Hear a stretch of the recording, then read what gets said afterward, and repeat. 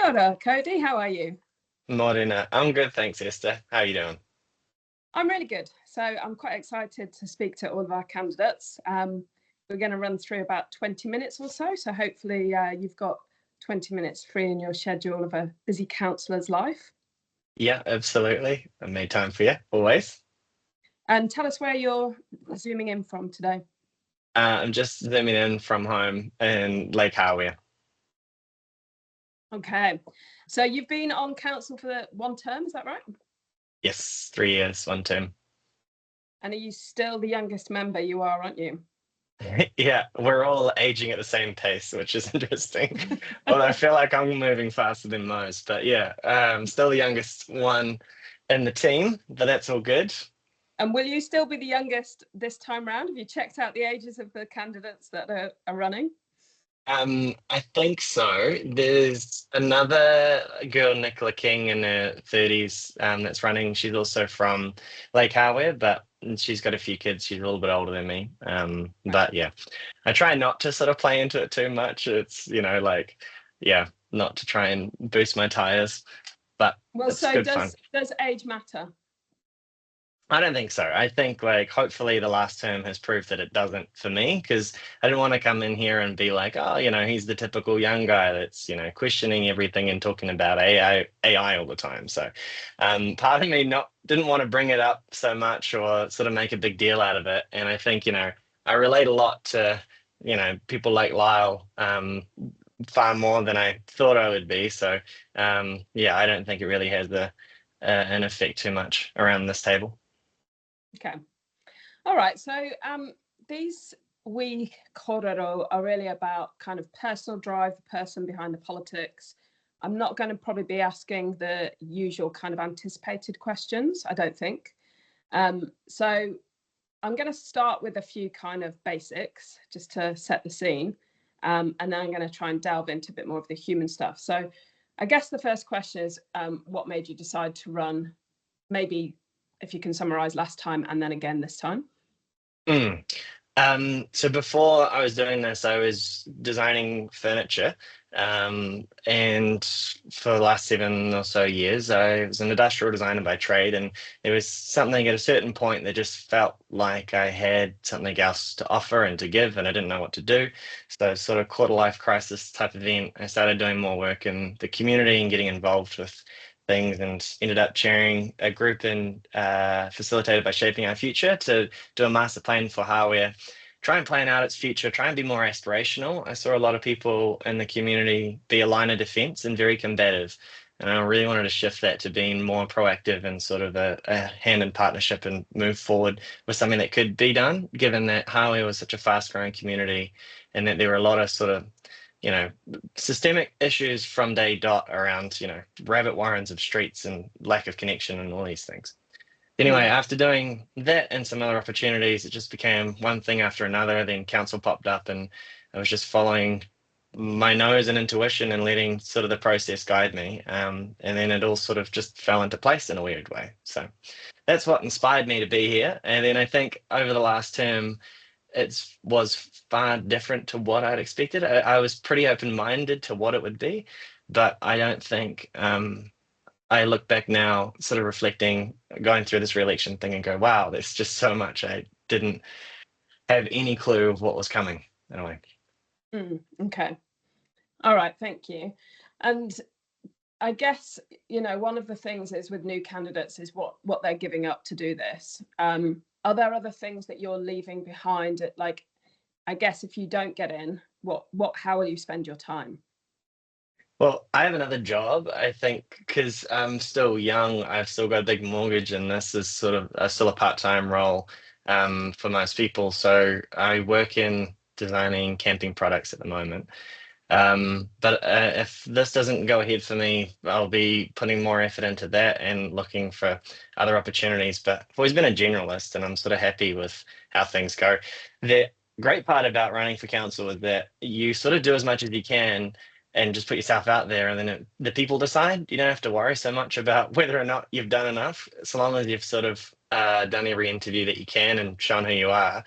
I always just let go of the fact of going, well, if they want me, then great, and if they don't, it's all good. So, yeah. Mm. Okay, cool. Yeah, it's good attitude. Hey, it's like out of your control, really, to a degree. Yeah, it was surprisingly calm in that respect. Although I'm sure if it went a different way, there'd be new emotions I wouldn't expect either. So, yeah. So no MAGA style caps for you this campaign then? I did. Uh, I did want to put a sticker on my sign saying "Same great taste now with experience," like a cereal box. I don't know if that would work on a hat, but Nice, like it. Um, yeah. and do you have any kind of political theory or like party politics that you particularly believe in or align with that you wanted to I've maybe really lean on or speak to? Yeah, I think I've really struggled with that as a young person, just always trying to find my tribe that I related to.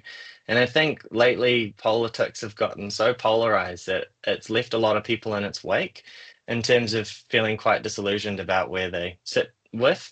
A while ago, I was really into the Opportunities Party because it felt like they were sort of having fresh thinking around reform and restructure of how public service is going to be delivered and sort of more new age open-mindedness. But I guess the advantage of going into local government is that you run mostly as an independent. So you don't necessarily have to stick to party politics or, prescriptive ideologies or views. And I'd say this experience has really helped me shape a lot of my views. I don't think I was as well cleared before this.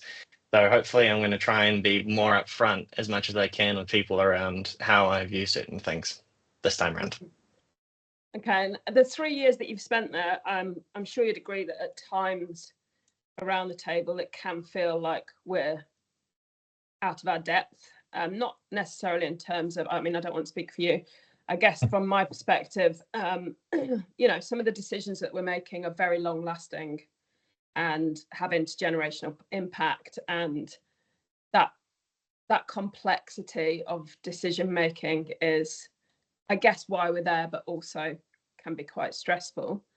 Are you able to kind of talk to a time that you felt really out of depth, and maybe what you lean on to help you go through that process? And it doesn't have to be political; it could be anything. But Yeah.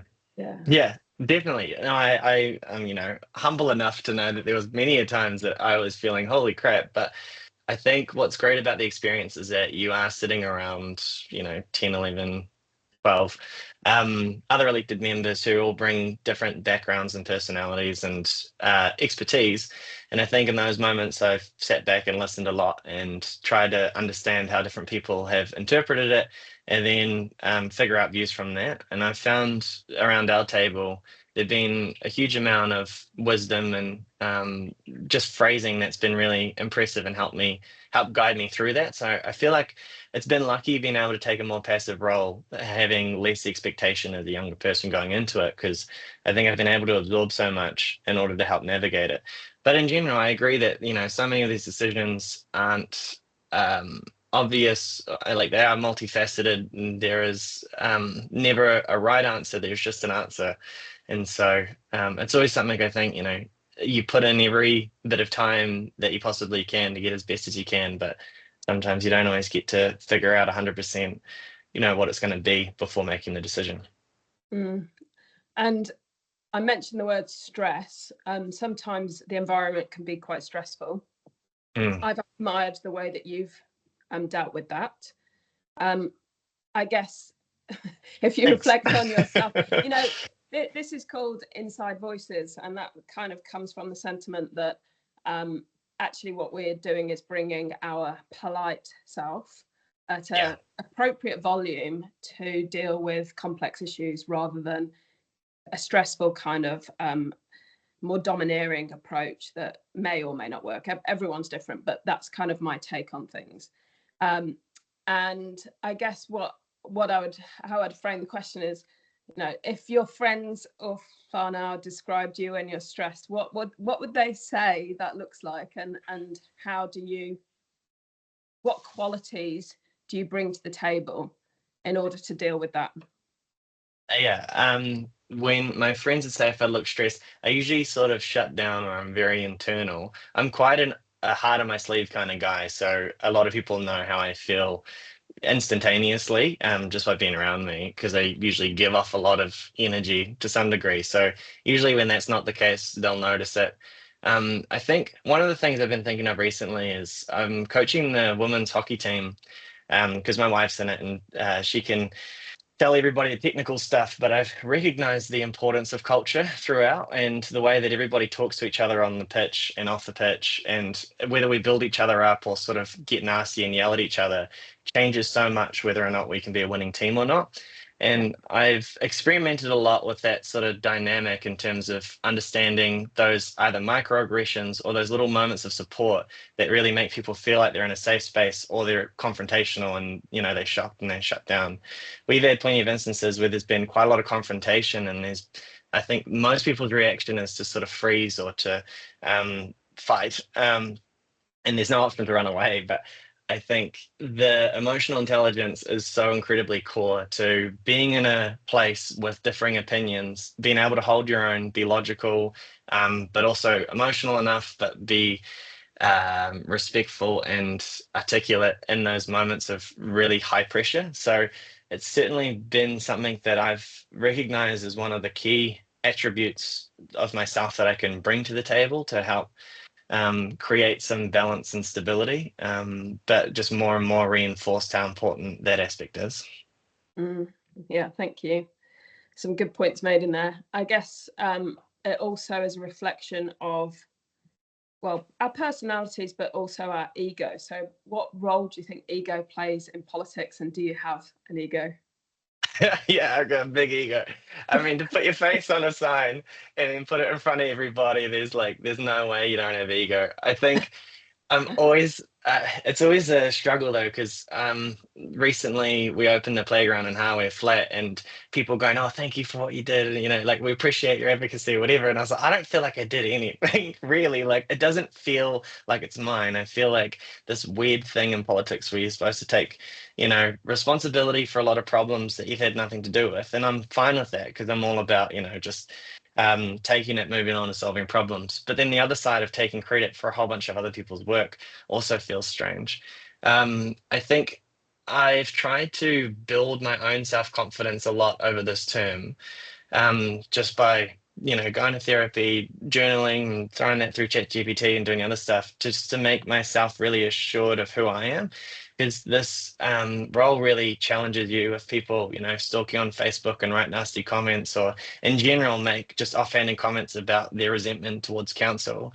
As somebody who wants to solve the problem and feels responsible for that reputation, I really struggle with that mentally. So yeah, I know that some people aren't as cognizant of their ego. I'm always sort of checking in with it, but I think in general, it takes a lot of um, it takes a lot of yourself just to be in this role in general. So yeah, you sort of got to champion yourself when nobody else will sometimes, and hold strong.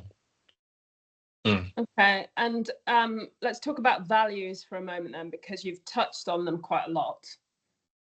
Just naturally, because you say, you wear your heart on your sleeve and you kind of lean on your own principles. What are the values that you kind of lean on, I guess, for yourself, but also that you think are important for our district and community? I think being able to acknowledge where people are coming from. I had a guy yesterday talk about the pin don't drop with dogs, and there was a lot of intensity with the message. And I was stoked with how I replied, which is basically, here's all the things that you're wanting answered, but I'm also hearing, we could do better in these areas. So this is what I've done to sort of help acknowledge what you've said. And I think a big value is just, regardless of how aggressive or shitty or intense some people's emotion is, it all comes from a certain place, and being able to hold that without getting upset or confrontational, and being able to sift through what the important aspect is that you can learn from them, I think is a really big thing that I value, because at the end of the day, the world's so angry, upset, and combative, and that's sometimes you don't get to choose how it comes out, but that's just how it does. So I think, listening to people in a really meaningful way, in terms of showing people how they've affected or not the decisions that we've made, and sort of reflecting whether or not they agree with them or not. I think a lot of that communication and understanding is a really key part of people feeling like there's that collectiveness and being able to move forward. Um, Obviously, with other values, I mean, one of the big reasons of getting in here as well was around housing for other people my age, and feeling like there was this huge gap that meant so many people are already transient, so many young people are leaving to Australia already. Not many people can see a future for themselves here because of prices and access and sowing roots. And so a really big value for me is feeling like young people can see a future, a career, a house, build a family, actually settle. Because growing up and even still now, there's just that typical adage of people hanging around for a couple of years until they can't make it anymore and they're leaving. So working for those people, I feel like, is a really strong core motivation for me as well. Awesome, thank you. And let's just maybe finish off with, there's lots of new candidates coming to the table, and we each get learnings from the time that we've been around the table. I'm thinking of the fact that a counsellor needs to deliberate on evidence and information and perception and community sentiment and community feedback. All of those things come together.